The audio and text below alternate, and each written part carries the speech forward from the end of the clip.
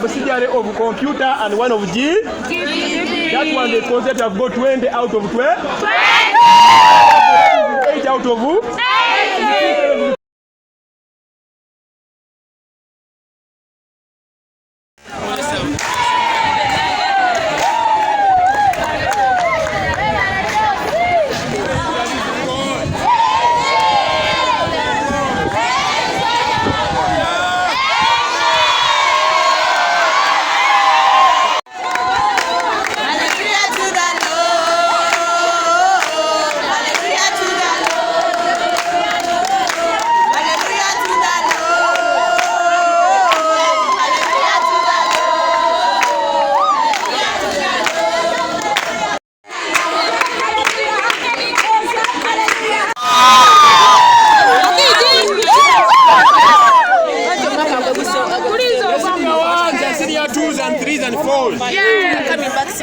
In O-level, you remember our best had 13.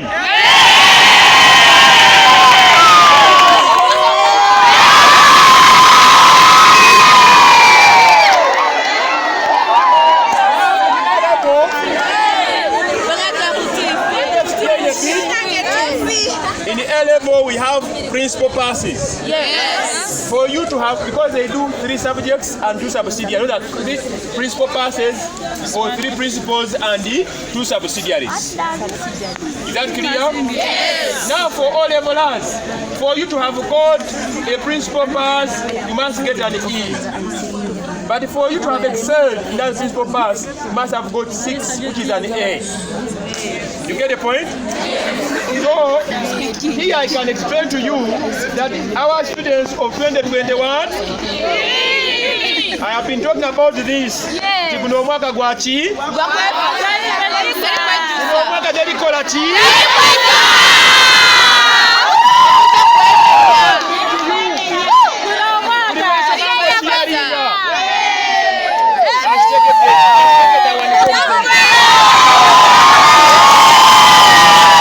Tell your mother, tell your father, tell your sister.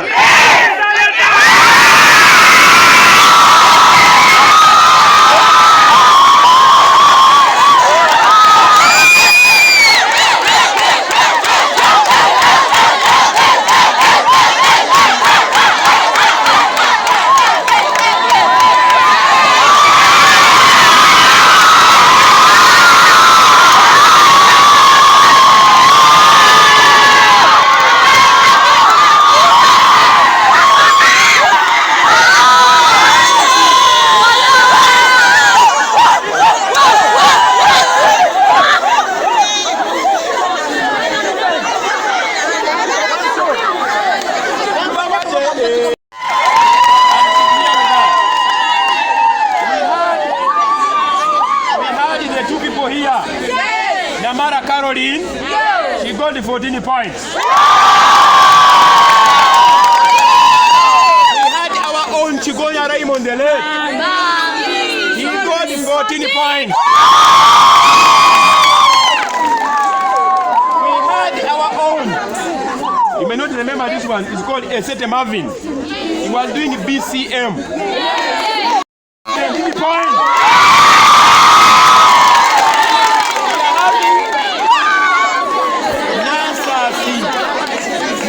Marjorie, she got 17 points.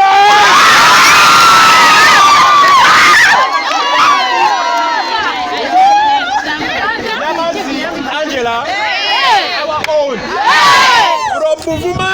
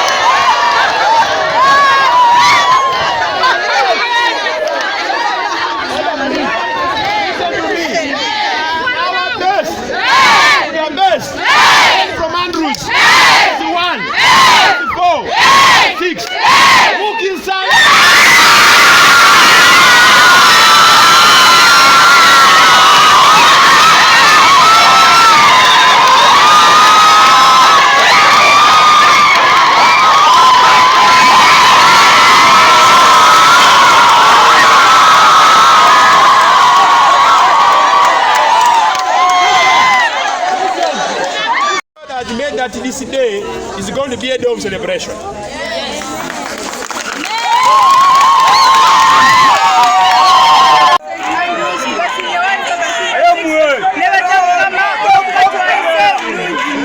I thank my parents, I thank my dad, thank you mom, my teachers. I scored 20 points from St. Andrew's Lugazi.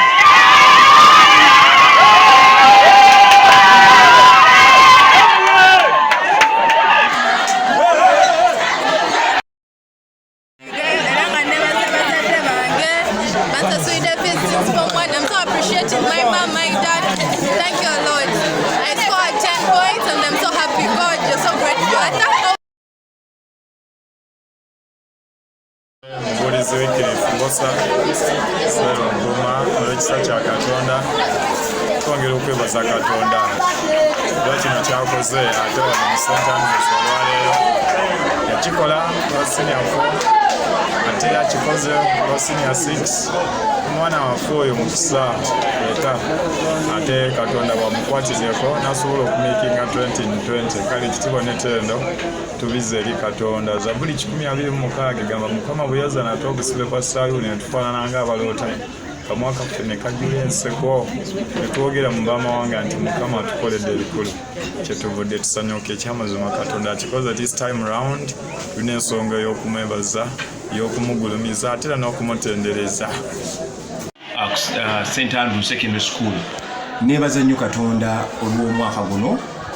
St. Andrews ekoze bulungi nnyo naddala mu bibuuzo bya A-level era mu baana abakoze wano omwana affe asukkulumyemu ye Mukisa George obubonero bonna abiri abumazeeyo abamudde abaana bataano bafunye points 17 15 kwegamba abaana bakoze bulungi nnyo. St. Andrews ino essomero lisangibwa lugazi Kitega kilomita nga 2 okutuuka wano mu Kikambwe era nnyo ndi ku musinje gwa era tubadde tubasaba guno fe abasinze mu lugazi teri somero efunya 2 St. Andrews yesinze era tulina abasomesa abalungi abatendekeddwa ate bajja kukwata bulungi abaana baffe, so tubasaba mutwe ku baana bajje batwegatteko ku St. Andrews. Mwebale nnyo, mwebalire. Nze Namaganda Justin, Deputy Teacher St. Andrews Secondary School, Lugazi.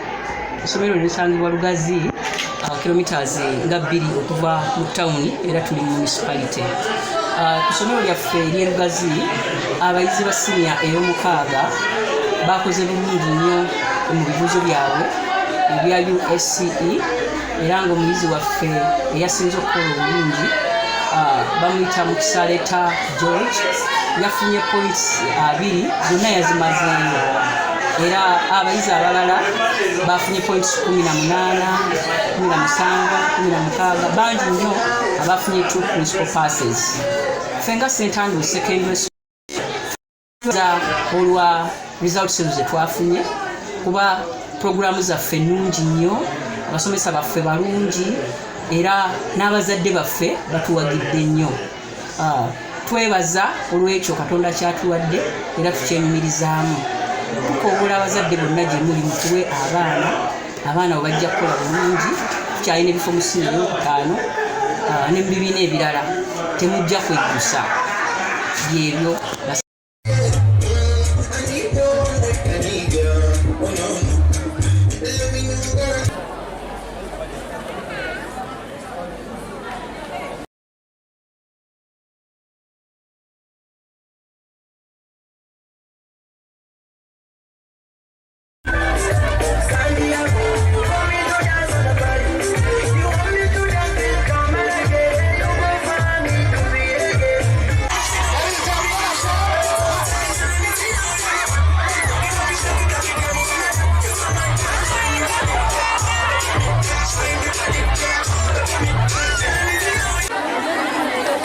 To declare that we have received our results of A-level and they have been very, very successful results. Our best student has left there only one who has got 19, and that is none other than Jacobo. nti okwawukanako ne bulijjo tulina abaana 12 balina points 15 n'okudda waggulu. bwetyo bwe twakoze mu sciences, omwana yasinze mu chemistry alina B, mu biology alina B, mu math alina B. baleseeyo kamukamu okufuna A.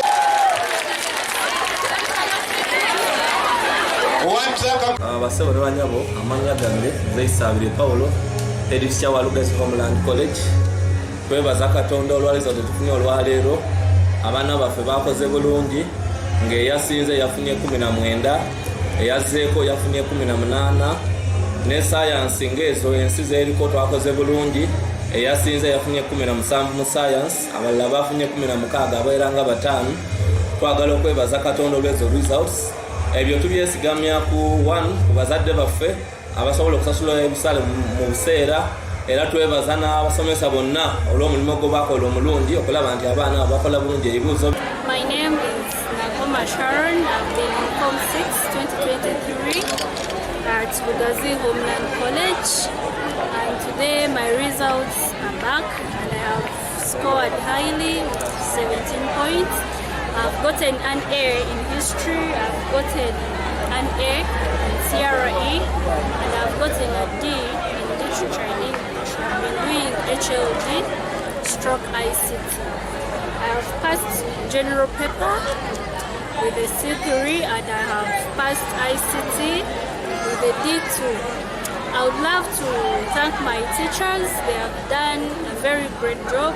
I want to do bachelor's in laws at Makerere University if God really wishes.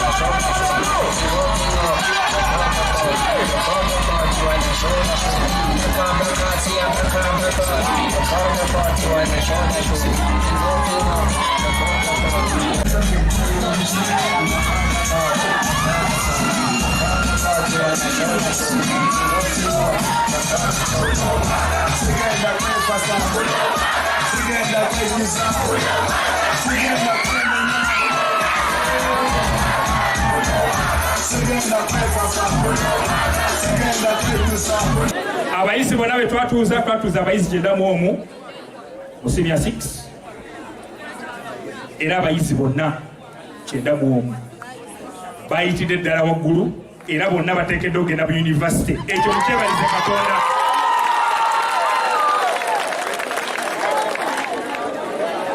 Twagala okwebaza abayizi baffe. Tulina abayizi abasibaganye 5 ku bubonero bwa waggulu 5 abasibaganye. Tulina abayizi abazeeko n'obubonero 17, 16, 15, 14 saagala na kubala. Naye kye njagala okwebaza Katonda ti abayizi baffe bonna bayizidde ddala waggulu ate bonna bayize buki? Bayise bulungi. Okusooka byonna njagala tugatte engalo tusooke twebaza omwana ono mwena mumumanyi. Twamusomesa kuva siniya 1 amalidde wano siniya 6. Oyo taliko taaki ndala yonna yava siniya 1 paka siniya 6. Join hands and we appreciate Lukundo Daniel. Bonna babadde bulungi nnyo n'olwekyo tusaba buli muzadde ali eyo nga tonnaba kutwala mwana mu ssomero kati noonya Lugazi Homestone weeyimiridde osobole okuleeta omwana tumusomese tumwongereko ettafaali ate naawe ofunemu mu kyokola.